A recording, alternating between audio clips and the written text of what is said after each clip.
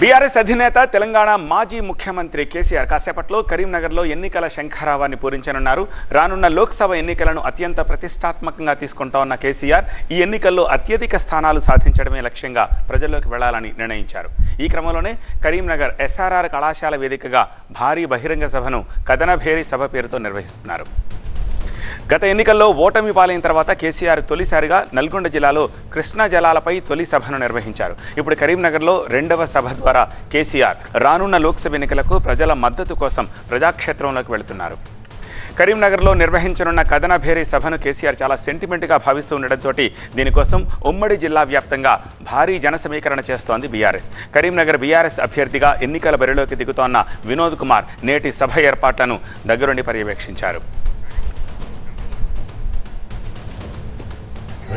సభా ప్రాంగణం నుంచి మరింత సమాచారం మా ప్రతినిధి సంపత్ అందిస్తారు. సంపత్,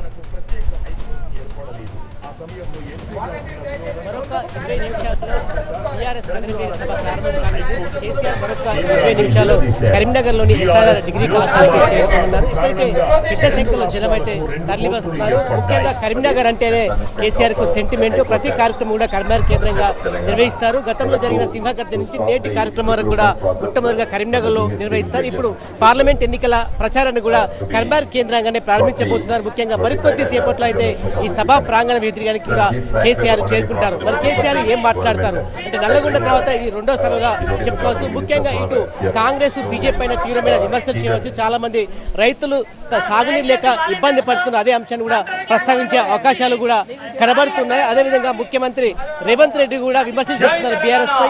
ఆ రేవంత్ రెడ్డి విమర్శలు కూడా కౌంటర్ ఇచ్చే అవకాశాలు అయితే కనబడుతున్నాయి. ఈ రోజు కేసీఆర్ ఏం మాట్లాడుతుందని చెప్పి కొంత ఆసక్తి అయితే కనబడుతుంది. ఎందుకంటే ఇది ఎన్నికల ప్రచారం. ఖచ్చితంగా ఈసారి తెలంగాణలో సత్తా చాటుకోవాలంటే కనీసం 8 నుంచి 9 స్థానాల విజయం సాధించాలి. ప్రతి ఎన్నికల్లో కూడా కరీంనగర్ ను కూడా బీఆర్ఎస్ ఆదరించింది. 2019లో మాత్రం ఇక్కడ బీజేపీ గెలిచింది. కానీ ఖచ్చితంగా కరీంనగర్ లో విజయం సాధిస్తే దీని ప్రభావం అంతా ఉత్తర తెలంగాణపై ఉంటుంది. కాబట్టి ఆ విధంగా ప్రత్యేకమైన దృష్టి పెట్టారు కేసీఆర్. మరికొద్ది సేపట్లో కూడా సభా ప్రాంగణానికి చేరుకున్నారు కేసీఆర్. రైట్ సంపత్.